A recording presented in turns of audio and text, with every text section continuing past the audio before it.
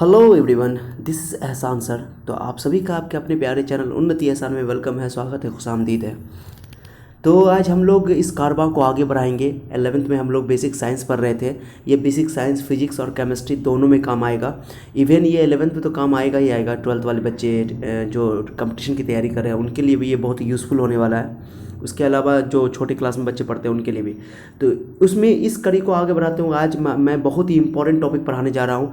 आज आप लोग अगर इसको अच्छा से पूरा वीडियो मुकम्मल देख लिया तो आपको मैं प्रॉमिस करता हूँ, मैं आपसे वादा करता हूँ या दावा भी कर रहा हूँ मैं आपसे कि आपको फिजिक्स में और केमिस्ट्री में कंसेप्चुअल चीज़ें जो है वो समझने में दिक्कत बिल्कुल नहीं आएंगी।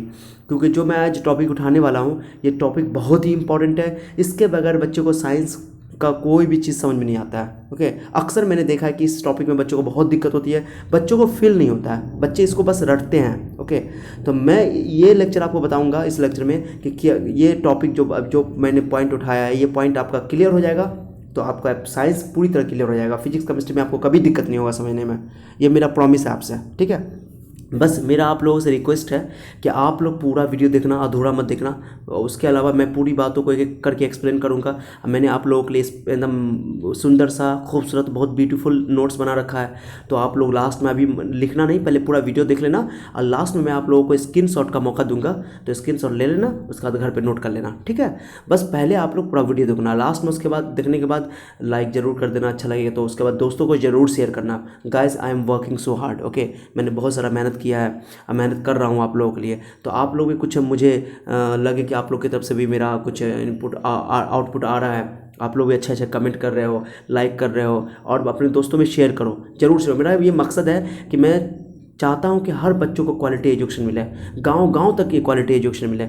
अगर आप लोग देखो, कहा जाता है कि ज्ञान बांटने से ज्ञान बढ़ता है। ओके, तो ज्ञान बांटो। ओके, मेरे इस कड़ी में आप लोग अगर मेरा मुझसे फ़ायदा उठा रहे हो तो अपने दोस्तों को भी फ़ायदा उठाने दो, आपका भला होगा। नेकी कर दरिया में डाल, बोल कहते हैं ना लोग, भला कर भला होगा। तो ये बहुत बड़ी चीज़ है। तो इसलिए आप लोग, ये बहुत बड़ी चीज़ है कि आप लोग मेरे जब लेक्चर देख लो, मेरे लेक्चर से फ़ायदा उठा लो तो आप अपने दोस्तों को ज़रूर शेयर करो। ओके, हर बच्चों की रिस्पॉन्सिबिलिटी है, सिर्फ एक बच्चे की रिस्पॉन्सिबिलिटी नहीं है, सबकी रिस्पॉन्सिबिलिटी है। मैं आप लोगों से कुछ उम्मीद करके ना यहाँ पे आप लोगों को इस प्लेटफॉर्म पे फ्री ऑफ कॉस्ट पढ़ा रहा हूँ, ताकि आप लोग सारे बच्चों को पहुँचा सको। अपने दोस्तों में ज़रूर, कुछ नहीं करना आपको, अपने दोस्तों में बस शेयर कर देना है, ग्रुप में शेयर कर देना है। अब मैं जो साइंस पढ़ा रहा हूँ ये बेसिक साइंस, ये हर क्लास के बच्चों के लिए ज़रूरी है। Even 9th 10th 11th 12th competition सब बच्चों को ज़रूरी है। ओके, आज का टॉपिक तो बहुत अमेजिंग होने वाला है, बस मेरे साथ आखिर तक बने रहो। चलो, तो आज का लेक्चर स्टार्ट करते हैं इन खूबसूरत लाइनों के साथ। फानुस बनकर जिसकी हिफाजत हवा करे, फानुस बनकर जिसकी हिफाजत हवा करे, वो शमा क्या बूझे जिसे रोशन खुदा करे। फानुस का मतलब होता है जैसे कि कोई लाइट होता है, उसके लाइट के चारों ओर एक कवर डाला जाता है ना, कवर, उसको फानुस बोलते हैं। ठीक है, चलिए, तो मैंने आप लोगों को एक कुछ खूबसूरत लाइनें सुनाया, इनके साथ मैं स्टार्ट करता हूँ आज का टॉपिक। ओके, आप लोग अगर कोई नए व्यूअर्स हो तो चैनल को सब्सक्राइब कर लेना। और इससे पहले मैंने 3 लेक्चर बेसिक साइंस में मैंने डाला है। अगर आप लोग बेसिक साइंस पढ़ लिए 11th का तो आपको 11th में साइंस फिजिक्स केमिस्ट्री मैथ पढ़ने में, खास तौर से फिजिक्स केमिस्ट्री पढ़ने में कोई दिक्कत नहीं आएगा। आपको कंसेप्ट पूरा मिलेगा, सारी बातें समझ में आएंगी, क्योंकि मैं बेसिक को ले रहा हूँ। तो कंप्लीट मैं बेसिक पढ़ाऊँगा, आपको चिंता नहीं करना, बस मेरे चैनल के साथ बने रहना। ठीक है, और अपने दोस्तों में शेयर करना। चलो, तो आज का बहुत ही इंपॉर्टेंट टॉपिक है जिसमें मैं बताने वाला हूँ। बच्चों को अक्सर इसमें प्रॉब्लम होता है, अक्सर बच्चे इसमें कंफ्यूज होते हैं। चलो, ये सिंबल देखो, मैंने यहाँ नोट्स बना रखा है, आपको चिंता नहीं करना है। देखो अच्छा से, बहुत अच्छा से बात समझो आप लोग। एक सिंबल है जो आप लोग अक्सर देखते हो, ये मैं बताता हूँ। ये सिंबल आप लोग देख रहे हो, मैं आपको बता रहा हूँ, मैं बहुत अच्छा से लिख रखा है मैंने यहाँ पे। देखो ये सिंबल, ओके, ये जो सिंबल देख रहे हो आप लोग, तो इसको बोलते हैं, कैसे पढ़ते हैं आप लोगों ने पढ़ा होगा। मैं हिंदी में भी बताऊंगा, इंग्लिश में भी बताऊंगा, कुछ बच्चे हिंदी मीडियम से आते हैं तो आप चिंता मत करो, मैं एक एक बात बताऊंगा। ठीक है, तो A is directly proportional to B, ऐसे पढ़ते हैं इसको हम लोग, पढ़ते हैं, आता है बच्चों को, पढ़ने तो आता है, लेकिन इसका मतलब नहीं समझते कितने बच्चे। इसके मतलब नहीं समझने की वजह से बच्चों को बहुत दिक्कत आती है। मैं आपको श्योर कह रहा हूँ, पक्का कह रहा हूँ कि बहुत सारे बच्चे, इवन जो बच्चे 12th में हैं, 12th कर लिए हैं, पास भी हो गया, अच्छा रिजल्ट भी लिया है, उनको भी इसका मतलब नहीं पता होता है। बहुत सारे बच्चों को मैंने देखा है। मैं कुछ क्वेश्चन करूंगा आपसे, तो पहले इसको पढ़ने का तरीका देख लो कैसे पढ़ा जाता है। तो this is read as a is directly proportional to B, a directly proportional to B. तो मैंने यहाँ लिख रखा, कैसे पढ़ेंगे इसको, a is directly proportional to b, इसको पढ़ा जाएगा। मैंने पढ़ने का तरीका पढ़ा दिया आपको। ओके, लेकिन हिंदी में क्या बोलते हैं इसको, हिंदी में बोलते हैं ए बी के अनुक्रमानुपाती है। या ए बी के सीधा समानुपाती है। आप लोगों ने 10th क्लास में इसको या छोटी क्लास में पढ़ा होगा। ओके, पढ़ते हैं इंग्लिश में क्या पढ़ते हैं इसको, A is directly proportional to B, A is directly proportional to B. अब इसका मीनिंग क्या है सर, अब अगर डिवाइड में रहता है, मान लो कि मैंने यहाँ पे लिखा, नीचे में देखो, नीचे मैंने लिखा है, यहाँ देखो, इसको पढ़ते हैं A is inversely proportional to B. Okay, this is very very important topic. मैं बता रहा हूँ आप लोग का पूरा अटेंशन नहीं चाहिए, ज़रा भी आप लोग इधर उधर मत भटको। इसके बगैर आपका पूरा फिजिक्स केमिस्ट्री समझ में नहीं आएगा, मैं दावा कर रहा हूँ आपसे, ठीक है। इसलिए आप लोग ध्यान से देखो, इसका मतलब बहुत समझना ज़रूरी है। तो पहले मैंने इसका पढ़ने का तरीका बता दिया, अब मतलब सुनो। A is directly proportional to B का मतलब क्या हुआ, मैंने ज़बरदस्त आप लोगों के लिए एक एक्सपेरिमेंट यानी एग्जाम्पल लेकर आया हूँ। आपको चिंता नहीं करना, मैंने एक एग्जाम्पल बनाया आप लोगों के लिए, एकदम अमेजिंग एग्जाम्पल है। बस आप लोग इसको समझने की कोशिश करो, ठीक है, अभी मत लिखना। Okay, don't worry. देखो, अगर A is directly proportional to B का मतलब क्या हुआ, इसका मतलब ये हुआ सर, मैं आपको बता रहा हूँ, ध्यान देना, कि ए को अगर आप इंक्रीज करोगे तो बी को भी इंक्रीज करोगे, यही इसका मतलब है। अगर ए बढ़ता है, अगर ए का वैल्यू बढ़ता है तो बी का वैल्यू भी बढ़ेगा। अगर ए घटता है, ए डिक्रीज करता है तो बी भी डिक्रीज करेगा, बात खत्म। यही इसका मीनिंग है। मीनिंग समझो पहले, मीनिंग बहुत इंपॉर्टेंट है। साइंस में मतलब समझना बहुत ज़रूरी है, कंसेप्ट ज़रूरी है। अगर साइंस में आप विजुलाइज नहीं कर पा रहे हो चीज़ों को, तो आप समझो साइंस नहीं पढ़ पा रहे हो। और जो टीचर नहीं पढ़ा रहा है विजुलाइजेशन करके, विजुलाइज आपको नहीं करवा पा रहा है, समझो कि साइंस वो समझा नहीं रहा आपको, साइंस रटवा रहा है। मैं आपसे प्रॉमिस करता हूँ कि मैं जो भी चीज़ पढ़ाऊंगा आपको मैं फील करवा दूंगा, इट्स माय प्रॉमिस। ओके, बस मेरे साथ बने रहो, ठीक है। तो A is directly proportional to B का मतलब क्या हुआ, A is directly proportional to B, ऐसा आप लिखते हो ना, ऐसे करके, ऐसे जो देखते हो ना, ये रीवन की जैसा लिखा हुआ है, इसको बोलते हैं A is directly proportional to B, ऐसे करके। अब डिवाइड में लगा तो A is inversely proportional to B. तो A is directly proportional to B का मतलब क्या हुआ सर, कि अगर आप ए को इंक्रीज करोगे, बढ़ाओगे, तो बी भी इंक्रीज करेगा। ओके, ये मतलब ये कि ए बी पे डिपेंड करता है। ओके, यही मतलब है कि ए बी पे डिपेंड करता है, ए बढ़ाओगे तो बी बढ़ेगा, और ए अगर घटाओगे, ए घटता है तो बी भी घटता है। ए डिक्रीजेज तो बी डिक्रीजेज होगा, ए इंक्रीज करेगा तो बी इंक्रीज होगा। देखो, आपको एग्जांपल से मैं समझाता हूँ। एग्जांपल मैंने बहुत अच्छा एग्जांपल आप लोगों के लिए ले रखा है। देखो यहाँ पे ए है, कोई क्वांटिटी मैंने ले लिया, ए बी और ए बाई बी। ध्यान देना चाहिए, पहले को ए बाई बी बाद में करता हूँ, ए और बी। मैंने स्टार्टिंग में क्या किया कि ए का वैल्यू 24 ले लिया। मान लो मैंने किसी टाइम स्टार्ट किया, ए का वैल्यू 24 है, बी का वैल्यू 12 है। मैंने कोई एग्जांपल लिया, रैंडम सा एग्जांपल है, आप चिंता मत करना, एग्जांपल से आपको ज़्यादा समझ में आएगा। तो ए का वैल्यू 24 है, बी का वैल्यू 12 है। चलो, मैंने क्या किया, ए को डबल कर दिया। देखो 24 से 48 हो गया, ए डबल हो गया। देखो 24 से 48 हो गया, तो 12 से भी 24 हो गया, यानी ए डबल हुआ, ए 48 हुआ, डबल हुआ 24 से 48 हुआ, 24 से 48 हुआ, तो बी भी डबल हो गया, 12 से 24 हो गया। समझा आप लोगों ने, स्टार्टिंग में ए का वैल्यू 24 था, बी का वैल्यू 12 था। अब ए का वैल्यू डबल हो गया, 48 हो गया, तो बी भी डबल हो गया। समझो कितना अच्छा बात, समझो कि अगर ए डबल हुआ तो बी भी डबल होगा, यानी कि ए बढ़ा तो बी भी बढ़ा। मतलब समझ आ रहा है आप लोगों को। फिर देखो उसके बाद देखो 72 हो गया, 72 यानी 24 या 72, डबल ट्रिपल हो गया, ट्रिपल 24 से देखना, पहला वाला स्टार्टिंग से देखना। तो अब दूसरी बार में क्या था कि डबल हुआ था, तो ये बी भी डबल हो गया। अब 24 या 72 ट्रिपल हो गया, 3 टाइम्स हो गया, 3 गुना हो गया। तो 24 अगर 24 72 हो गया तो 3 गुना हो गया, 3 गुना हो गया तो 12 का देखो 12 36, ये भी डबल ट्रिपल हो गया। यानी कि ए डबल हुआ तो बी भी डबल हुआ, ए ट्रिपल हुआ तो बी भी ट्रिपल हुआ, माने ए बढ़ रहा है तो बी भी बढ़ रहा है। क्लियर हुआ। अब चलो, अब मैंने क्या किया, 24 अब ये 12 हो गया। हमेशा पहला वाला चीज़ से मैं समझा रहा हूँ आपको, पहला स्टार्टिंग वाला लेकर के। तो 24 से 12 हो गया, आधा हो गया, 24 का आधा हो गया, तो 12 का आधा कितना हो गया, देखो 6 हो गया, 12 आधा हो गया, यानी कि ए भी घटा तो बी भी घट गया। फिर 24 देखो, ए का वैल्यू 24 है तो बी का वैल्यू 8, ए का वैल्यू बाद में यहाँ मैंने 8 लिया। 8 मतलब क्या हुआ कि 24 का 1/3 हो गया, वन थर्ड हो गया, 1/3 1/3, तो 24 का 1/3 8 हो गया। तो देखो 12 का भी 1/3 4 हो गया, 4 तिहाई 12 होता है। ओके, समझ में आ गया होगा आप लोगों को कि ए बढ़ रहा है, देखो ए 48, ए डबल हुआ तो बी डबल हुआ, ए डबल ट्रिपल हुआ तो बी भी ट्रिपल हुआ, ए आधा हुआ तो बी भी आधा हो गया। यहाँ से देखना स्टार्टिंग से, ए जो है आपका 1/3 हो गया, 1/3 हो गया, तो बी भी 1/3 हो गया। समझ रहे हो आप लोग। अब एक चीज़ देखो इसमें क्या है, 12 दूना 24, 24 दूना 48, 36 दूना 72, 6 दूना 12, 4 2 8, यानी कि आपको सब में रेशियो देखो, दोनों को भाग करो, 24/12 को डिवाइड करो, 24 में 12 को डिवाइड करो, 24 में 12 को डिवाइड करो तो 2 होगा। देखो रेशियो ले लिया, ए और बी का रेशियो देखो फिक्स है।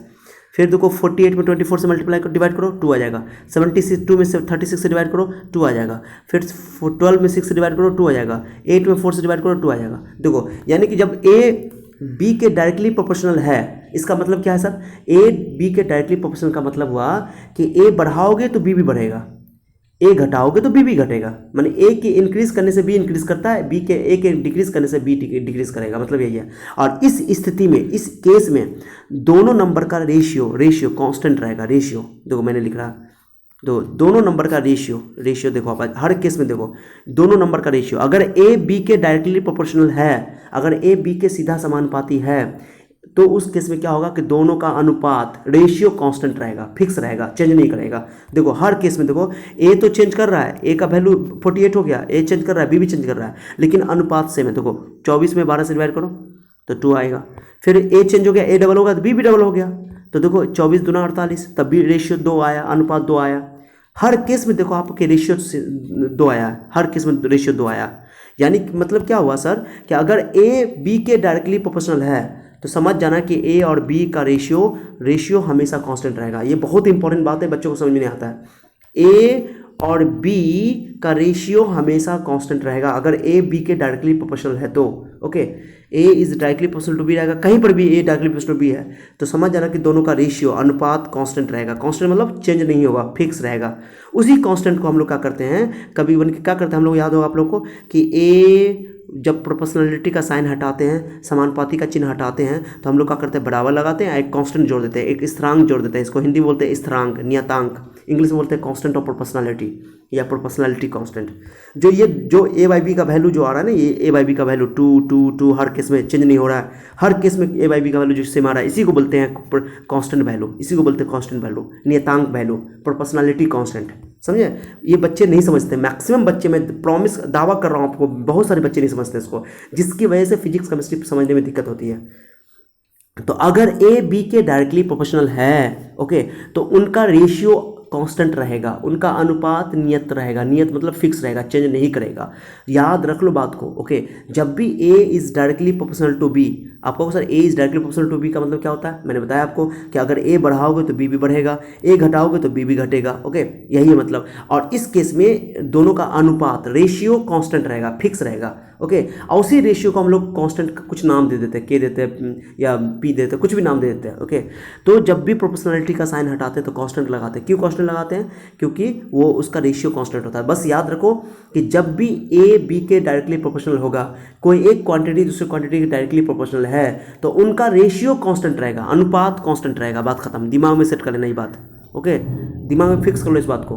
कहीं पर भी, पूरे फिजिक्स में, पूरे केमिस्ट्री में, जहां पर भी आपको A is directly proportional to B दिखाई दे तो उनका रेशियो कांस्टेंट रहेगा। बात खत्म, रेशियो कांस्टेंट रहेगा। देखो ना, हर केस में मैंने यहाँ पे आपको एक्सपेरिमेंट करके दिखाया। ओके, देखो, तो मैंने यहाँ पर जो आप लोग क्या करते थे 10th क्लास में कि A is directly proportional to B है, तो मैंने क्या बोला आपको कि अगर ए बी के डायरेक्टली प्रोपोर्शनल है तो उनका रेशियो कांस्टेंट रहेगा। था ऐसे बनाना, कभी भी बनाना था ऐसे बनाना, कभी कंफ्यूजन नहीं होगा। तो A is directly proportional to B, A is constant, बराबर का साइन दिया मैंने, इस प्रोपोर्शनलिटी का साइन को हटाएंगे, प्रोपोर्शनलिटी का साइन हटाकर कांस्टेंट लगा देंगे। अब ये जिंदगी में बच्चे नहीं समझ रहे थे, बहुत सारे बच्चे नहीं समझ रहे थे कि सर प्रोपोर्शनलिटी का साइन हटा के इक्वल का साइन क्यों लगाते हैं, कांस्टेंट क्यों लगाते हैं। ये बच्चे, बहुत सारे बच्चे नहीं समझ रहे थे। तो आज की क्लास के बाद मैं दावा कर रहा हूँ आपको समझ में आ जाएगा। पूरा ध्यान से देखो अच्छा से। तो ए बी के डायरेक्टली प्रोपोर्शनल है तो उनका रेशियो कांस्टेंट रहेगा, रेशियो कांस्टेंट रहेगा तो उसका नाम मैंने दे दिया, जैसे ही प्रोपोर्शनलिटी का साइन हटाया तो जो कांस्टेंट आया उसका मैंने कांस्टेंट बोल दिया, ए बाई बी बराबर दे दिया, यानी कि प्रोपोर्शनलिटी का साइन हटा करके बराबर दे करके कांस्टेंट लगा देना है, क्योंकि ये कांस्टेंट आएगा। ओके, इस कांस्टेंट का नाम मैंने के दे दिया। ओके, के, अब इसको क्रॉस कर दो, ए इक्वल टू के बी। तो आप लोगों ने बचपन में देखा होगा कि अगर A is directly proportional to B रहेगा छोटे क्लास में 10th क्लास में, तो प्रोपोर्शनलिटी के साइन को हटा कर मैं यहाँ हम लोग के लगाते थे, कोई कांस्टेंट लगाते थे, कोई भी कांस्टेंट हो सकता है वो, लेकिन कांस्टेंट है, आप बी लिखते थे, ये चीज़ ठीक है। इसी के को बोलते हैं प्रोपोर्शनलिटी कांस्टेंट। प्रोपोर्शनलिटी कांस्टेंट अनुपातिक नियतांक या समानुपातिक स्थिरांक हिंदी में बोलते हैं, अनुपातिक नियतांक या समानुपातिक स्थिरांक। ओके, ये बोलते थे हम लोग, याद होगा आप लोगों को। इंग्लिश में बोलते हैं प्रोपोर्शनलिटी कांस्टेंट, ये कांस्टेंट होता है। ओके, ये रेशियो है, के का वैल्यू ए बाई बी हो जाएगा। ठीक है, मैंने यहाँ पे के लिया है।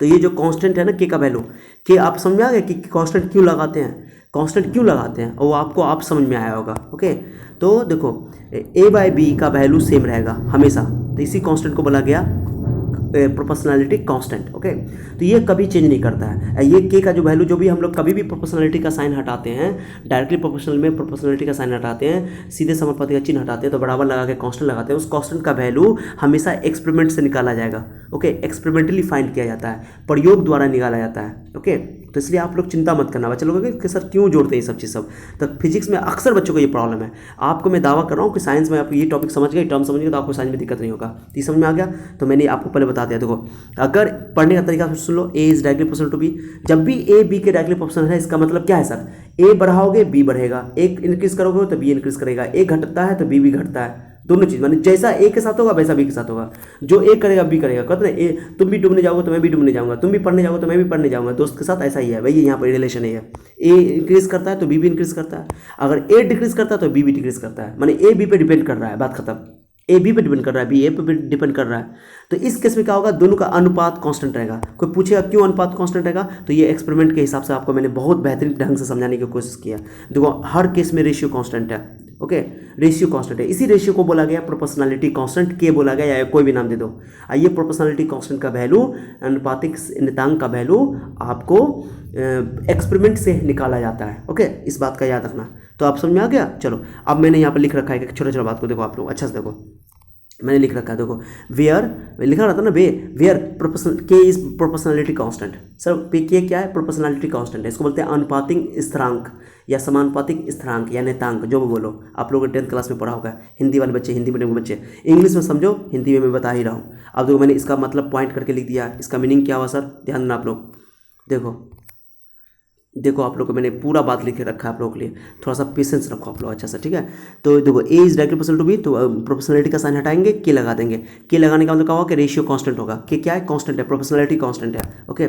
अब इसका मतलब क्या है sir, A directly proportional to B का मतलब क्या हुआ, मैंने एक एक बात को अभी बताया, फिर से मैं लिख रखा हूँ। ए इंक्रीजेस माने ए बढ़ता है तो बी ऑल्सो इंक्रीजेज, अगर ए बढ़ता है तो बी भी बढ़ता है। अब मैं उसके लिए सिंबल इस्तेमाल करता हूँ, ये सिंबल यूज़ करूँगा कहीं कहीं पे, ओके। ये स्टैंडर्ड सिंबल नहीं है, लेकिन मैं ऐसे लिखूंगा कि ऊपर एरो दे दूंगा तो इसका मतलब है कि ए बढ़ रहा है, और नीचे एरो दे दूंगा तो ए घट रहा है, ऐसे, ओके। नीचे एरो दूंगा तो ठीक है, ऊपर एरो दूंगा तो बढ़ रहा है, अभी नीचे एरो दूंगा तो ए घट रहा है, ठीक है, याद रखना बात को। तो ए इंक्रीजेज तो बी ऑल्सो इंक्रीजेज, ए डिक्रीजेज, अगर ध्यान देना अच्छा से आप लोग, ओके। अगर ए इंक्रीज करता है तो बी भी इंक्रीज करेगा, ए बढ़ता है तो बी भी बढ़ता है, और एरो दोनों में ऊपर है। ए बी घटता है, अगर ए घटता है, सॉरी गलती हो गया यहाँ पे, आप लोग सही कर लेना, मिस्टेक होता है, हम लोग इंसान ही हैं, यहाँ पे ए होना चाहिए, मिस्टेक हुआ, छोटा सा ए है। अगर ए घटता है तो बी भी घटेगा, ओके, यानी ए के घटने से बी भी घटेगा, ठीक है, यही है डायरेक्टली प्रोपोर्शनल का मतलब। अब एक चीज़ समझो, मैंने क्या बोला, अगर ए डायरेक्टली प्रोपोर्शनल टू बी है तो रेशियो कांस्टेंट रहेगा, अनुपात कांस्टेंट रहेगा, फिक्स रहेगा, चेंज नहीं करेगा, कांस्टेंट यानी फिक्स रहेगा, चेंज नहीं करेगा। तो रेशियो लिख दो, A1/B1, A1/B2। ये बहुत इंपॉर्टेंट है, ये बहुत इंपॉर्टेंट बात का बच्चे को समझ में नहीं आता है। जब भी डायरेक्टली प्रोपोर्शनल है तो रेशियो कांस्टेंट रहेगा, और रेशियो कांस्टेंट है तो मैंने मान लो मैं 2 बार एक्सपेरिमेंट कर रहा हूँ, मैंने यहाँ पर क्या बार एक्सपेरिमेंट किया, तो मैंने यहाँ 5 बार एक्सपेरिमेंट किया, ओके। 5 का वैल्यू है, 1 2 3 4 5 वैल्यू मैंने लिया, मैं 2 बार एक्सपेरिमेंट कर रहा हूँ। तो 2 बार मैंने किया, जैसे मान लो ये ए का वैल्यू है, ये बी का वैल्यू है। अब तीसरी बार में मैंने क्या किया, मुझे पता है कि ए डायरेक्टली प्रोपोर्शनल टू बी है, अब ए का वैल्यू मुझे पता है, बी का वैल्यू पता नहीं है, तो क्या करेंगे, A1/A2 बराबर B1/B2 कर देंगे, निकाल लेंगे वैल्यू, ये पता चल जाएगा। तो मैंने वही फॉर्मूला लिखा, ये बहुत काम पड़ता है फिजिक्स में भी, केमिस्ट्री में भी। तो A1/B1, देखो A/B कांस्टेंट होगा तो लिख दो A1/B1 और A2/B2, फिर आगे लिखना होगा तो A3/B3, आगे लिखना होगा तो A4/B4, यानी रेशियो कांस्टेंट रहेगा। ये फॉर्मूला याद रखना, जब भी डायरेक्टली प्रोपोर्शनल होगा, दिमाग में बस इतना याद रखो कि डायरेक्टली प्रोपोर्शनल होगा तो ए डायरेक्टली प्रोपोर्शनल बी है, इसका मतलब रेशियो कांस्टेंट रहेगा, अनुपात कांस्टेंट रहेगा। और इस बीच में कभी भी ग्राफ बनाओगे, अपना ग्राफ बनाओगे इसका डायरेक्टली प्रोपोर्शनल का, तो हमेशा स्ट्रेट लाइन बनेगा, स्ट्रेट लाइन, हमेशा ग्राफ स्ट्रेट लाइन बनेगा। माने किसी भी, जब भी डायरेक्ट दो क्वांटिटी में डायरेक्टली प्रोपोर्शनल का रिलेशन है, ओके, सीधा समानुपाती का संबंध है, तो उनके बीच में अगर ग्राफ आप बनाओगे तो हमेशा स्ट्रेट लाइन बनेगा, हमेशा स्ट्रेट लाइन बनेगा, ओके। ऑलवेज रिमेंबर, ओके, माने कि स्ट्रेट लाइन ये रिप्रेजेंट करता है दो क्वांटिटी के बीच में एक स्ट्रेट लाइन है, इसका मतलब वो डायरेक्टली प्रोपोर्शनल है, ठीक है। लेकिन तो पावर 1 रहेगा तो ग्राफ स्ट्रेट लाइन होगा, लेकिन पावर 2 होगा, 3 होगा, डायरेक्टली प्रोपोर्शनल तो पावर 2 3 के बीच से भी हो सकता है, तो उसमें ग्राफ स्ट्रेट लाइन नहीं होगा। इस बात को याद रख लो, मैं बता रहा हूँ आपको। अगर लीनियर है, ए और बी दोनों में लीनियर रिलेशन है और डायरेक्टली प्रोपोर्शनल है, तो उसके लिए ग्राफ स्ट्रेट लाइन होगा। कहोगे सर इसका मतलब क्या है, जब मैं ग्राफ पढ़ाऊंगा आपको ना तो समझाऊंगा, मैं आप लोगों के लिए अलग से एक बेसिक ग्राफ बनाने वाला हूँ, क्योंकि फिजिक्स में ये ग्राफ भी बहुत ही अहम है, बहुत इंपॉर्टेंट है, बच्चों को दिक्कत होता है इसमें भी, ओके। चलो तो ये समझ में आ गया, तो मैंने लिख दिया आप लोगों के लिए, देखो नोट्स में देखो आप लोग अच्छा से देखो, द वैल्यू ऑफ, देखो graph of A equal to K B, मैंने यहाँ जो लिखा है इक्वल टू के बी, जो ए के हटाएंगे, equal to K be always straight line, हमेशा स्ट्रेट लाइन होगा। मैंने यहाँ ग्राफ बना दिया, ओके, ए और बी के बीच में ग्राफ, ठीक है। एक और बात, बहुत इंपॉर्टेंट बात मैं बता रहा हूँ आप लोगों को, बच्चों को अक्सर दिक्कत होता है इसमें, मैं पूछता हूँ बताओ, मैंने यहाँ से देखो K equal to A by B लिखा, मैंने K equal to A by B लिखा है यहाँ पे, ओके। मैं पूछता हूँ कि क्या के किस पे डिपेंड करता है, जो के का वैल्यू ए पे और बी पे डिपेंड करता है कि नहीं करता है, तो बच्चा बोलता है सर हाँ करता है, क्योंकि के बराबर ए बाई बी है, के फॉर्मूला में ए है और बी है। मैं मैक्सिमम क्लास में बच्चों से पूछता हूँ, बच्चा मैक्सिमम बच्चा गलती करता है, आप लोगों में भी बहुत सारे बच्चे गलती कर रहे होंगे, लेकिन आज के बाद गलती मत करना। K equal to A by B ये लिखा हुआ है, तो बच्चा क्या बोलेगा सर के जो है वो ए के डायरेक्टली प्रोपोर्शनल है और बी के इनवर्सली प्रोपोर्शनल है, जो कि रॉन्ग है। के ए और बी पर डिपेंड नहीं करेगा। अरे के तो प्रोपोर्शनलिटी कांस्टेंट है, जब वो कांस्टेंट है ए बढ़ेगा, मैंने अभी आपको एक्सपेरिमेंट करके बताया कि अगर ए बढ़ेगा, के का वैल्यू ए बराबर ए बाई बी है, तो ए अगर बढ़ता है तो बी भी बढ़ेगा ना, के कभी चेंज नहीं होगा, के ए और बी पे डिपेंड नहीं करेगा। बहुत इंपॉर्टेंट बात है, मैं समझो यहाँ पे ये प्रोपोर्शनलिटी कांस्टेंट जो फार्मूला आपको दिखाई दे रहा है ए और बी पे डिपेंड नहीं करता है। मैं मैक्सिमम बच्चों से पूछता हूँ तो बोलता है सर के जो है ए के डायरेक्टली प्रोपोर्शनल है और के बी के इनवर्सली प्रोपोर्शनल है, जो कि बिल्कुल रॉन्ग है। ठीक है, आपको एक्सपेरिमेंट में देखो, जो ए चेंज करोगे तुम तो बी चेंज हो रहा है। ओके, ए चेंज किया, डबल किया तो बी चेंज हो गया, लेकिन के का वैल्यू तो 2 ही है, हर केस में 2 ही है। माने ए चेंज कर रहा है, बी चेंज कर रहा है, ए के चेंज करने से बी चेंज करेगा, लेकिन के चेंज नहीं करेगा। प्रोपोर्शनलिटी कांस्टेंट का वैल्यू चेंज नहीं करेगा, वो सेम रहेगा। तो दिमाग में बैठा लो ये बात को, K equal to A by B लिखा हुआ है, के ए और बी पे डिपेंड नहीं करता है, क्योंकि ये प्रोपोर्शनलिटी कांस्टेंट है। जब चेंज ही कर जाएगा के, तो फिर ये प्रोपोर्शनलिटी कांस्टेंट किस चीज़ का, किस नाम का, समझ रहे हो? तो ए चेंज करने से बी चेंज करेगा, के चेंज नहीं करेगा। K is always constant for the any value of A and B. Okay, माने कि ए और बी के किसी वैल्यू के लिए के का वैल्यू कांस्टेंट रहेगा। हाँ, कोई और फैक्टर हो सकता है के को चेंज करने वाला, लेकिन ए और बी पे डिपेंड नहीं करेगा। समझ में आना चाहिए। तो के यहाँ पर के फार्मूला में ए और बी तो है, लेकिन के ए और बी पे डिपेंड नहीं करता है। ये आप लोग कहोगे सर ये क्या बता रहे हैं सर, मैं आपको मेरी बात को नहीं मानना है तो आपको मेरा एक्सपेरिमेंट देख लो। हर केस में देखो, के ए चेंज किया, ए चेंज किया, ए चेंज किया, ए चेंज किया, बी चेंज किया, बी चेंज किया, बी चेंज किया, लेकिन के चेंज किया, ये इसी को ना के बोलते हैं प्रोपोर्शनलिटी कांस्टेंट को। तो ए चेंज करने से बी का वैल्यू चेंज होगा, के चेंज नहीं होगा, के तो रेशियो सेम रहेगा। इसलिए बच्चों को अक्सर मैं पूछता हूँ क्लासरूम में कि बताओ कि के किस पे डिपेंड कर रहा था। बच्चा बोलेगा सर के ए पे डिपेंड करता है, अगर ए बढ़ाओगे तो के बढ़ जाएगा, आप बी घटाओगे ए बढ़ाओगे तो के घट जाएगा, इन्वर्सली प्रोपोर्शनल और डायरेक्टली प्रोपोर्शनल। ये गलत है। ओके, ये ए बाई बी रेशियो कांस्टेंट है, कभी चेंज नहीं करेगा। के ए और बी पे डिपेंड नहीं करता है, रेशियो डिपेंड नहीं करता है, वो सेम रहेगा। तो मैंने यहाँ लिख दिया, देखो आप लोगों के लिए लिख दिया। इसलिए एक एक चीज़ को देखो, मैंने बोला ना मैं आपको बहुत अजूबा चीज़ सब दूंगा, बहुत यूनिक चीज़ सब दूंगा, ज़बरदस्त चीज़ सब जो आप लोगों ने सुना भी नहीं होगा। तो the value of K does not depend on A and B, A और ए बी पे डिपेंड नहीं करता है। तो मैंने एक एक बात आपको समझा दिया। ये हो गया डायरेक्टली प्रोपोर्शनल का मतलब। अब चलो इन्वर्सली प्रोपोर्शनल का मतलब देख लो। अब इन्वर्सली, इसका भी मैंने एक्सपेरिमेंट करके, उसी तरह इसमें भी प्रोपोर्शनलिटी का साइन आएगा। तो पहले एक बात बताओ, अगर ए डायरेक्टली प्रोपोर्शनल टू बी है तो इसका मतलब है कि रेशियो कांस्टेंट रहेगा। क्या रहेगा? रेशियो कांस्टेंट रहेगा। चलो ठीक है, अब चलो उसके बाद मैं बता रहा हूँ आपको इन्वर्सली प्रोपोर्शनल का मतलब। ठीक है, चलो ध्यान दो, इन्वर्सली प्रोपोर्शनल का मतलब समझा रहा हूँ आपको। यहाँ ध्यान देना अच्छा से, मैं एक्सपेरिमेंट करके भी आपको बताऊँगा। Sorry, a inversely proportional to ये नीचे डिवाइड में है, ध्यान देना आप लोग। तो इसका मीनिंग क्या हुआ? जैसे ए डायरेक्टली प्रोपोर्शनल का मतलब क्या हुआ कि अगर ए इंक्रीज करोगे तो बी भी इंक्रीज करेगा, ए डिक्रीज करोगे तो बी भी डिक्रीज करेगा। मतलब यही है, ए बढ़ाओगे तो बी भी बढ़ता है, ए घटता है तो बी भी घटता है। लेकिन इन्वर्सली प्रोपोर्शनल का मतलब क्या हुआ? इसको बोलते हैं हिंदी में व्युत्क्रमानुपाती। ए बी की व्युत्क्रमानुपाती है, उल्टा समानुपाती है, उल्टा प्रोपोर्शनल है। तो इस केस में क्या होगा? एक्सपेरिमेंट से देखो तब आपको समझ आएगा। जब ए डायरेक्टली प्रोपोर्शनल था तो रेशियो कांस्टेंट था, अनुपात कांस्टेंट था।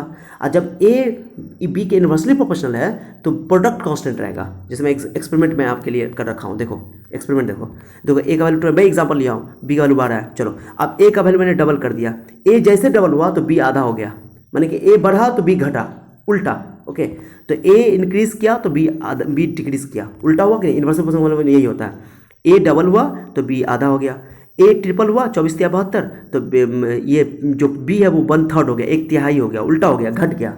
ये बढ़ा 3 गुना बढ़ा, ये 3 गुना घटा, यानी 1/3 हो गया, 2 4 या 12।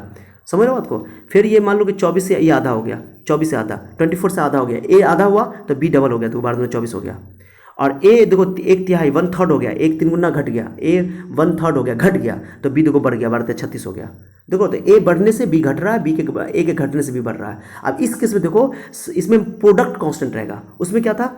अगर A is directly proportional to B है तो रेशियो कांस्टेंट रहेगा, रेशियो कांस्टेंट रहेगा। तो ए बाई बी का वैल्यू सेम है, याद ना बात को, बहुत इंपॉर्टेंट है। जब भी ए इन्वर्सली प्रोपोर्शनल टू बी होगा तो प्रोडक्ट कांस्टेंट है। मल्टीप्लाई करके देखो आप, देखो 24 को 12 से मल्टीप्लाई करो 288, 48 को 6 से मल्टीप्लाई करो 288, 72 को 4 से मल्टीप्लाई करो 288। हर केस में प्रोपोर्शनलिटी कांस्टेंट का प्रोडक्ट कांस्टेंट है, गुणनफल कांस्टेंट है, नियत है, फिक्स है। ठीक है, इंपॉर्टेंट समझ में आ रहा है बात को, क्या मैं बोल रहा हूँ? तो अगर ए डायरेक्टली प्रोपोर्शनल टू बी है तो रेशियो कांस्टेंट रहेगा, अनुपात कांस्टेंट रहेगा। लेकिन अगर ए इन्वर्सली प्रोपोर्शनल टू बी है तो प्रोडक्ट कांस्टेंट रहेगा। देखो ए भी कांस्टेंट है, ए भी प्रोडक्ट, गुणनफल।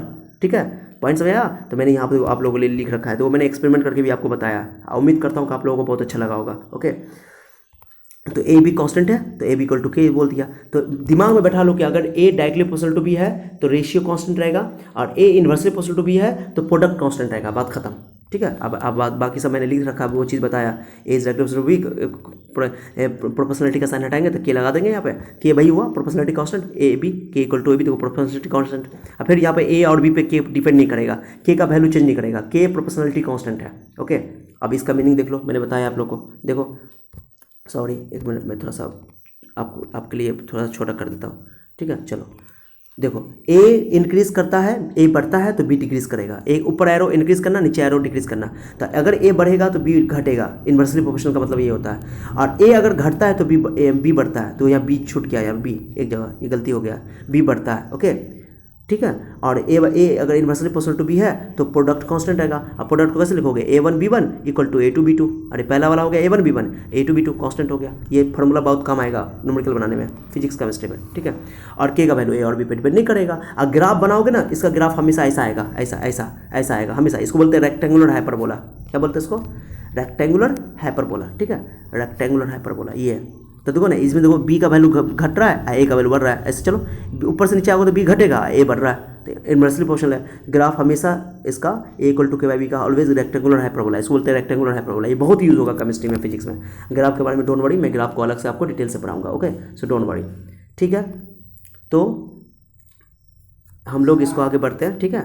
तो ये जो है आपका ये हो गया, ये दो स्लाइड बहुत इंपॉर्टेंट स्लाइड था, मैं इसको आगे बढ़ाता हूँ आपके लिए, ठीक है। देखो अच्छा से देखो ये स्लाइड, देखो मैं इसमें एक्सपेरिमेंट करके आपको दिखा रहा हूँ। मैं एक एग्जांपल लिया हूँ आप लोगों के लिए। आप लोगों ने बहुत छोटे क्लास में यानी कि 10th क्लास में ओम्स लॉ पढ़ा होगा। ओम्स लॉ में हम लोग पढ़ते थे कि जब भी कोई करंट फ्लो करता है और पोटेंशियल डिफरेंस भी होता है, विद्युत धारा आई हो, विभवांतर भी हो, ओके पढ़ा ना, वोल्टेज भी हो, तो वोल्टेज डायरेक्टली प्रोपोर्शनल टू आई होता है कि ना होता है। ये मैं आपको एक एक्सपेरिमेंट करके दिखाता हूँ, ठीक है।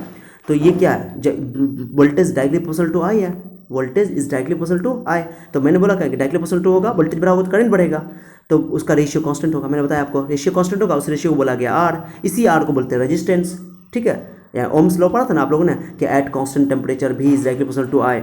नियत ताप पे चालक तार के सिरों के विभवांतर से प्रभावित होने वाले धारा के सीधे समानुपाती होता है। पढ़ा था ना आप लोगों ने 10th क्लास में, हिंदी मीडियम के बच्चे भी, English medium. Constant temperature constant क्यों बोला गया बताता हूँ अभी, डोंट वरी।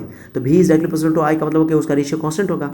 अब उसका जो रेशियो कांस्टेंट है उसको मैंने आर दे दिया नाम, इसका कांस्टेंट का नाम दिया आर। आर को बोलते हैं रेजिस्टेंस, ओके। आर को मैंने लिख दिया, आर क्या प्रोपोर्शनलिटी कांस्टेंट है और उसका नाम यहाँ रखा गया रेजिस्टेंस। अब इसका एक्सपेरिमेंट देख लो। मान लो कि मैंने एक्सपेरिमेंट, आप लोगों ने ओम्स लॉ को वेरीफाई किया होगा एक्सपेरिमेंट करके। तो एक सेल लोगे, मान लो एक सेल का वोल्टेज मान लो 2 है और करंट आई है। वोल्टेज मेजर करते थे वोल्टमीटर से, करंट मेजर करते थे अमीटर से, और उनका रेशियो निकाला 2 निकला, भी और आई का रेशियो। फिर मैंने नंबर ऑफ सेल 2 सेल कर दिया तो 4 वोल्ट हो गया, करंट 2 एम्पियर हुआ, बढ़ा डबल हो गया और रेशियो 2 ही है। फिर नंबर ऑफ सेल 3 कर दिया, 3 सेल की संख्या कर दिया, वोल्टेज 6 हो गया और करंट जो है 3 हो गया, तो 2 हो गया। वी बाई आई का रेशियो सेम ही है। तो देखो ये जो आर ये आया वी बाई आई, इसी को आर बोलते हैं रेजिस्टेंस, ओके। रेजिस्टेंस जिसको हिंदी में प्रतिरोध कहते हैं। आप लोगों ना, मैं जब भी बच्चे से पूछता हूँ क्लास में बताओ रेजिस्टेंस किस पे डिपेंड करता है, तो बोलता है सर वोल्टेज पे और आई पे। वोल्टेज के डायरेक्टली प्रोपोर्शनल, आई के इनवर्सली प्रोपोर्शनल। तो दिमाग में बैठा लो, रेजिस्टेंस वोल्टेज पे या करंट पे डिपेंड नहीं करता है। मैंने क्या बोला, रेजिस्टेंस अब वोल्टेज पे या करंट पे डिपेंड नहीं करता। तुम्हारे सामने में एक्सपेरिमेंट देख लो, यहाँ पे वोल्टेज बढ़ा करंट भी बढ़ा, लेकिन रेशियो जो आर है रेजिस्टेंस है वो रेशियो सेम है। तो मैंने आपको एक्सपेरिमेंटल करके वैल्यू दिखा दिया जो आप लोगों ने पढ़ा था, ये आपको वहाँ समझ में नहीं आया था, तो मैंने लिख दिया है। देखो R does not depend on V and I, R depends on, आप लोग जानते हो कि आर जो है रेजिस्टेंस, जो कंडक्टर का रेजिस्टेंस होता है, प्रतिरोध होता है, वो लंबाई पे डिपेंड करता है, एरिया पर डिपेंड करता है, नेचर पर डिपेंड करता है, यानी कि हर मेटल का, यानी कि एल्यूमिनियम का, कॉपर का, सबका अलग अलग होता है, और टेम्परेचर पर डिपेंड करता है। टेम्परेचर चेंज करने से क्या होता है कि रेजिस्टेंस चेंज हो जाता है, इसलिए टेम्परेचर कांस्टेंट रखना पड़ता है, ओके। माने कि अगर टेम्परेचर चेंज कर देंगे तो रेजिस्टेंस चेंज हो जाएगा, रेजिस्टेंस चेंज होगा तो फिर कांस्टेंट रहेगा ही नहीं, okay. So this is very important.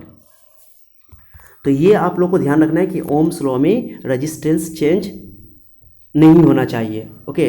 ताकि रेजिस्टेंस चेंज कैसे नहीं होगा, टेम्परेचर जब चेंज नहीं होगा, ओके। इसलिए कांस्टेंट टेम्परेचर बोलते हैं। तो देखो फार्मूला में R equal to V by I तो है, लेकिन आर वी पे डिपेंड नहीं करता है, आई पे भी डिपेंड नहीं करता है, ओके। Always remember, okay. चलो तो अब यहाँ पर देखो, आप लोगों ने ये फार्मूला पढ़ा था R equal to rho L by A. तो एल क्या है, what is L, length of the conductor. A क्या है, चालक की लंबाई। ए क्या है, एरिया ऑफ क्रॉस सेक्शन, चालक के अनुप्रस्थ काट का क्षेत्रफल, जो मोटाई होता है, थिकनेस जिसको बोलते हैं। और रो रजिस्टिविटी कहलाता है, इस पर डिपेंड नहीं करेगा। चलो वो तो कांस्टेंट है, तो ये याद रखना। अब मैं आप लोगों के लिए एक बहुत ही प्रैक्टिकल सिचुएशन लाया हूँ, इसको ध्यान से देखना आप लोग, बहुत मज़ा आएगा। ठीक है, देखो स्पीड, ये आपको मैंने एक बता तो दिया, ये वाला डायरेक्टली प्रोपोर्शनल वाला ओम्स लॉ जो आप लोगों ने 10th क्लास में पढ़ा होगा। ओके चलो, अब यहाँ पर देखो स्पीड इक्वल टू क्या होता है, डिस्टेंस बाई टाइम। स्पीड को हम लोग भी से लिखते हैं, डिस्टेंस को ऐसे लिखते हैं। आपने कन्फ्यूज नहीं हो जाना सर, डिस्टेंस स्पीड तो आपका ये होना चाहिए, ऐसा होना चाहिए, नहीं, भी स्पीड को भी से लिखते हैं, डिस्टेंस को ऐसे लिखते हैं और टाइम को टी। ठीक है, याद रखना, भी क्या है, स्पीड है, वेलोसिटी बोलते हैं, एस क्या है, डिस्टेंस है, डिस्प्लेसमेंट भी बोलते हैं इसको। चलो अब मैं आपको बता रहा हूँ, एक चीज़ बच्चे अक्सर गलती करते हैं, ये भी चीज़ समझो, बहुत इंपॉर्टेंट है, मैं समझाता हूँ आपको, अच्छा से समझना, अच्छे से। ओके देखो कि अगर आप देखो गौर से मैं क्या बता रहा हूँ कि ग्राफ फार्मूला को देखोगे तो बच्चा ग्राफ फार्मूला से क्या कहेगा कि सर कि v is directly proportional to s। Okay, v is directly proportional to s, v जो है वो s के डायरेक्टली प्रोपोर्शनल है। ओके तो और भी टाइम के इन्वर्सली प्रोपोर्शनल है। तो कभी भी पूरे फिजिक्स में, केमिस्ट्री में इस बात को याद रखो कि भी जब कोई भी दो क्वांटिटी के बीच में आप रिलेशन बता रहे हो, अगर उस फार्मूला में 3 क्वांटिटी है या उस जगह पे 3 क्वांटिटी है, तो अगर आप वो चीज़ 2 क्वांटिटी पे डिपेंड कर रही है मान लो, तो वो अगर आप किसी के बीच में अगर रिलेशन आप बता रहे हो तो आपको क्या करना पड़ेगा कि 2 क्वांटिटी को छोड़ के जो 3rd क्वांटिटी बचा हुआ उसको कांस्टेंट बनाना पड़ेगा। तो अगर भी को डायरेक्टली प्रोपोर्शनल टू एस बोल रहे हो तो टाइम को कांस्टेंट रखना पड़ेगा, तभी ये बात अप्लीकेबल है, नहीं तो मतलब नहीं बनेगा इसका। ओके, तभी ये वैलिड है। तो V is directly proportional to S, V is directly proportional to S तभी होगा जब टाइम कांस्टेंट होगा। अब V is inversely proportional to time जब डिस्टेंस कांस्टेंट होगा, जो कि मैंने आपको एक्सपेरिमेंट करके यहाँ बताया। देखो यहाँ पे अच्छा से, ओके, कि V directly proportional to S when time is constant. मैंने आपके लिए एग्जांपल एक दिया है, देखो अच्छा सा एग्जांपल। देखो 2 बाइक है, एक बाइक ए है, एक बाइक बी है। 1 घंटे में बाइक ए 50 किलोमीटर चलता है और 1 घंटे में बाइक बी जो है 70 किलोमीटर चलता है, 70 किलोमीटर चलता है। अब तुम बताओ कि यहाँ पर जो टाइम 1 आवर है, दोनों का टाइम कांस्टेंट है कि नहीं है? ओके, इसका भी कांस्टेंट है, 1 घंटा इसकी भी बात हो रही है, 1 घंटा इसकी भी बात हो रही है। अब बताओ, जो ज़्यादा डिस्टेंस ट्रैवल किया है उसकी स्पीड ज़्यादा होगी, जो ज़्यादा डिस्टेंस ट्रैवल किया है उसकी स्पीड ज़्यादा होगी। जब टाइम कांस्टेंट है तब ऐसा हो रहा है। ओके, कि जिसकी डिस्टेंस ज़्यादा उसका स्पीड ज़्यादा। तो स्पीड निकालो, स्पीड इक्वल टू क्या होता है, डिस्टेंस बाई टाइम। तो डिस्टेंस बाई टाइम, तो डिस्टेंस 50/1 तो 50 किलोमीटर, इसका 70। सिंपल बात है कि जो डिस्टेंस जिसका ज़्यादा उसका स्पीड भी ज़्यादा है। ओके, डिस्टेंस बढ़ा तो स्पीड भी ज़्यादा।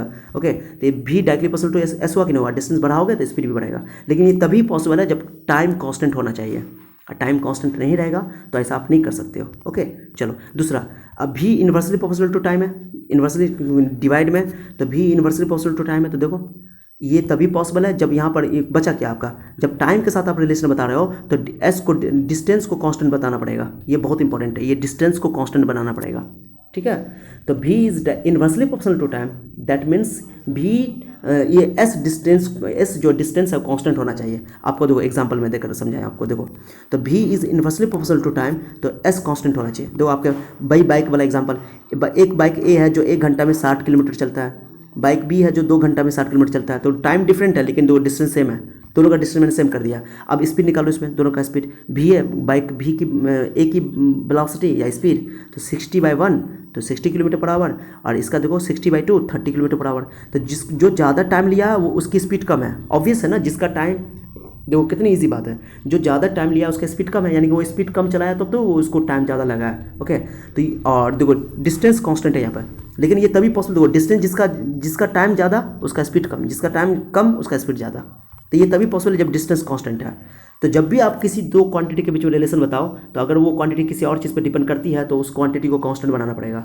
अब एक और चीज़ है कि भी कांस्टेंट हो जाए, तो भी कांस्टेंट वालों का होगा उसका S/T यानी रेशियो कांस्टेंट होगा, और रेशियो कांस्टेंट होगा तो डायरेक्टली प्रोपोर्शनल मैंने बताया पहले। ओके, अब मैंने यहाँ पे एक्सप्लेन करके बताया कि अगर मान लो डिस्टेंस 60 है, टाइम 2 घंटा है तो स्पीड 30 हो जाएगा। अगर टाइम मान लो डिस्टेंस डबल हो गया तो टाइम भी डबल लग जाएगा। जब स्पीड कांस्टेंट आएगा तो देखो रेशियो सेम ही है, वेलोसिटी सेम ही है। ओके, तो मैंने आपको बताया, जैसे कि आपको मैं पूछूं आपसे, चलो यहाँ पर देखो कि मैं बोलूँ कि भी को आई के साथ रिलेशन बताओ, इसका मतलब है कि आर को कांस्टेंट करना पड़ेगा। तो V is directly proportional to I, R constant, ये शर्त है। और भी को अगर आप आई को आर के साथ बताना चाहते हो, ओके, आई को आर के साथ, तो आई आर कांस्टेंट प्रोडक्ट में है तो भी कांस्टेंट रखना पड़ेगा। तो प्रोडक्ट कांस्टेंट तो इन्वर्सली प्रोपोर्शनल, बस हो गया, ये चीज़ है। बस कभी भी चीज़ मैं आपको बताता हूँ, चलो इसको पहले आप इसका स्क्रीनशॉट ले लो। ठीक है, इसका स्क्रीनशॉट ले लिया, इसका स्क्रीनशॉट ले लिया। अब मैं आपको एक चीज़ बताता हूँ, रुको। ओके सॉरी, मैं इसी पे बताता हूँ आपको अच्छा से। देखो, मैं आपको पूछूं जैसे कि बोलो कि जैसे कि ए और बी और सी है, तीन क्वांटिटी है। ओके, मैं बोलूँ कि ए बी के साथ कैसा रिलेशन है, तो बोलोगे सर ए बी के डायरेक्टली प्रोपोर्शनल है। तो डायरेक्टली प्रोपोर्शनल तभी बोलोगे जब सी कांस्टेंट रखोगे। ओके, और जब ए सी से रिलेशन कर रहे हो तो ए का सी के साथ इन्वर्सली प्रोपोर्शनल, तब बी कांस्टेंट होना चाहिए। मैंने जिस चीज़ को छोड़ रहे हो आप उसको कांस्टेंट बनाना पड़ेगा, तभी ये पॉसिबल है। तो मैंने ये एग्जांपल दे करके आपको बहुत अच्छे से समझाया है। ओके, तो ये चीज़ पहले देखो, स्क्रीनशॉट ले लो पहले इसका। ओके, टॉपिक खत्म हो गया। थोड़ा वीडियो मेरा बड़ा होता है लेकिन मैं पूरा कंटेंट देता हूँ, पूरी बात समझाता हूँ आपको, ठीक है। बस खाली आप लोगों का साथ चाहिए, ठीक है। आप क्या करो इसको कि ये इसका स्क्रीनशॉट ले लो, इसका स्क्रीनशॉट ले लो, ठीक है। ले लिया आप लोगों ने, चलो ठीक है। अब बस आपको अच्छा लगा हो, ठीक है। मुझे उम्मीद है कि आप लोगों को अच्छा लगा होगा वीडियो, और इसको अगर दोबारा देखना हो तो दोबारा देखो, वीडियो रिवाइंड करो, पीछे जाओ, फिर से देखो, एक एक बात को सुनो, मज़ा आ जाएगा आपको। ये समझ गए तो पूरा समझो 11th-12th में साइंस में कभी दिक्कत नहीं होगा, इवन 9th-10th में भी दिक्कत नहीं होगा। ओके, चलो ठीक है। तो आप जाकर के मैं इस वीडियो को शेयर कर देना अपने दोस्तों में, थोड़ा सा शेयर कर देना, लाइक करके जाना। ओके, ठीक है। चलो मिलते हैं नेक्स्ट लेक्चर में, बहुत ही अमेजिंग लेक्चर होने वाला नेक्स्ट लेक्चर वाला भी। बहुत मैं बेसिक साइंस पूरा पढ़ाऊंगा, ये पूरा आप पढ़ लिए तो आपको 11th-12th में कभी दिक्कत नहीं होगा। ओके, चलो मिलते हैं नेक्स्ट लेक्चर में, तब तक के लिए आप अपना ख्याल रखें। Okay, thank you so much for your time, bye bye.